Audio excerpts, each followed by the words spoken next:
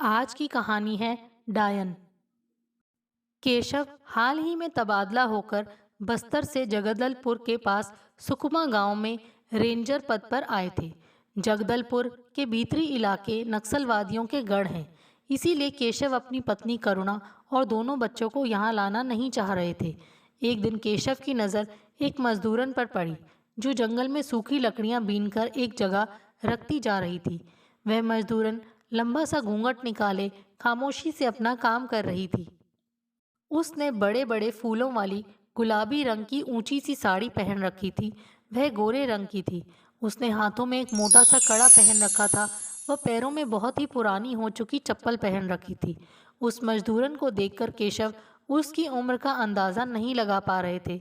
फिर भी अपनी आवाज़ को नम्र बनाते हुए बोले, सुनो बाई, क्या तुम मेरे घर काम करोगी? मैं अभी यहाँ नया नया ही हूँ।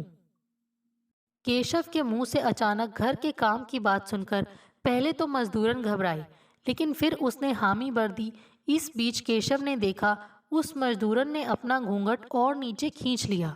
केशव ने वहां पास ही खड़े जंगल महकमे के एक मुलाजिम को आदेश दिया, तोताराम, तुम इस बाई को मेरे घर ले आओ। तोताराम केशव की बात सुनकर एक अजीब सी हंसी हंसा और सिर झुकाकर बोला, जी साहब। केशव उसकी इस हंसी का मतलब समझ नहीं सके। तोताराम ने तुरंत मजदूरन की तरफ मुड़कर कहा, चल गेंदा, तुझे साहब का घर दिखा दूं। केशव ने उस मजदूरन के लंबे घूंघट पर ध्यान दिए बिना ही उससे पूछा, तुम हमारे घर के सभी काम कर लोगी ना, जैसे कपड़े धोना, बर्तन मांजना, घर की साफ सफाई वगैरह? मैं यहाँ अकेला ही रहता हूँ। इस पर गेंदा ने धीरे से जवाब दिया, जी साहब, आप जो भी काम कहेंगे मैं कर दूंगी।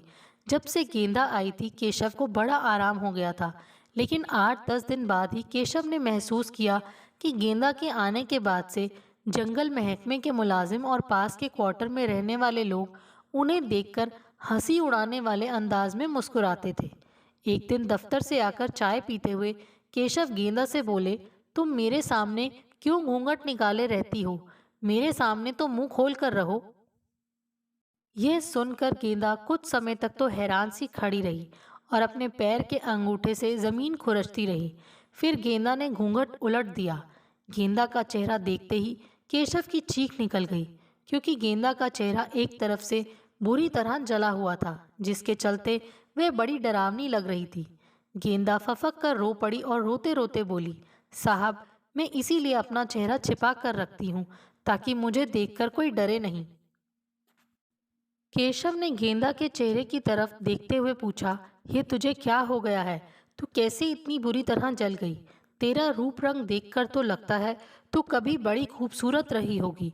प्रेम के दो शब्द सुनकर गेंदा फिर से रो पड़ी और वापस घूंघट खींचकर उसने अपना चेहरा छिपा लिया और भरे गले से बोली, साहब, मैंने सोचा था कि घूंघट निकालकर आपका काम कर दिया करूंगी।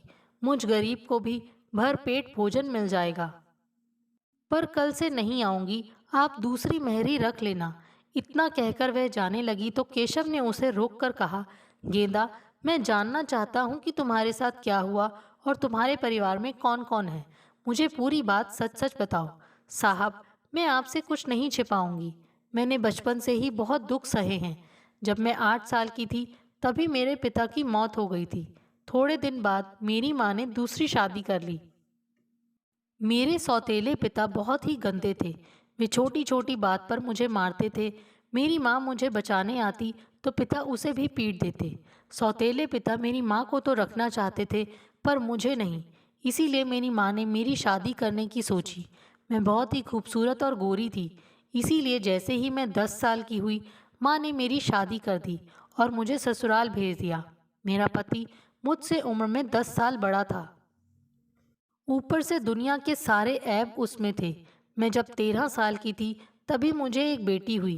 बेटी होने से मेरा पति बहुत चिढ़ गया और मुझे दूसरे मर्दों के साथ सोने के लिए मजबूर करने लगा, ताकि उसकी नशे की ज़रूरत को मैं पूरा कर सकूं। पर इस गलत काम के लिए मैं तैयार नहीं थी। वे मुझे मारता पीटता, डराता धमकाता, लेकिन मैं इसके लिए तैयार नहीं हुई। इस बीच 14 साल की उम्र में मुझे दूसरी बेटी हो गई। अब तो उसके जुल्म मुझ पर बहुत बढ़ गए। इससे घबराकर मैं अपनी दोनों बेटियों के साथ मायके चली आई। वहाँ भी मुझे चैन नहीं मिला, क्योंकि सौतेले पिता मुझे देखते ही गुस्से में अपना आपा खो बैठे। जिस पर माँ ने उन्हें समझाया। गेंदा बात करते करते बीच में अपने आंसू भी पोंछती जाती थी। तभी केशव को उसकी आप बीती सुनते सुनते कुछ सुध आई, तो उसने उठकर गेंदा को एक गिलास पानी पीने को दिया और उसके सिर पर हाथ फेरा। उसके बाद गेंदा ने आगे बताया, मैं जब मायके पहुंची तो 5-7 दिन में ही मेरा पति मुझे लेने आ गया और माँ को भरोसा दिलाया कि अब मुझे मुझे अच्छे से रखेगा। माँ भी क्या करती, मुझे मेरे पति के साथ वापस भेज दिया। कुछ दिन तक तो वह ठीक रहा, पर फिर वही जिद करने लगा पराए मर्दों के साथ सोने के लिए। मैं मार खाती रही, पर गलत काम नहीं किया। मैं जब 16 साल की थी तब तीसरी बार माँ बनी। इस बार बेटा हुआ था। मेरे 3 छोटे छोटे बच्चे, ऊपर से मेरा कमज़ोर शरीर, लेकिन उसे मुझ पर ज़रा भी तरस नहीं आया। इसीलिए मैं बहुत बीमार हो गई। मेरी बीमारी से चिढ़कर मेरा पति मुझे मेरे मायके छोड़ आया। जब मैं मायके आई तो इस बार सौतेले पिता का बर्ताव बड़ा अच्छा था, पर मैं क्या जानती थी कि इस अच्छे बर्ताव के पीछे उनका कितना काला मन है।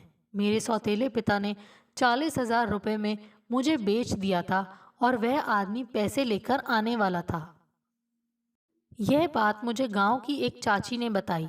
मेरे पास ज़्यादा समय नहीं था, फिर भी मैं गांव की पुलिस चौकी पर गई और वहां जाकर थानेदार साहब को अपनी बीमारी के बारे में बताया और उनसे विनती की कि मेरी बेटियों को कहीं अनाथ आश्रम में रखवा दें।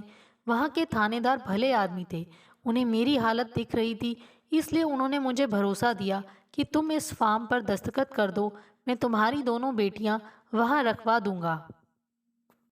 जब तुम्हें उनसे मिलना हो वहां जा सकती हो। अपनी दोनों बेटियां उन्हें सौंपकर मैं भागकर अपने पति के पास आ गई।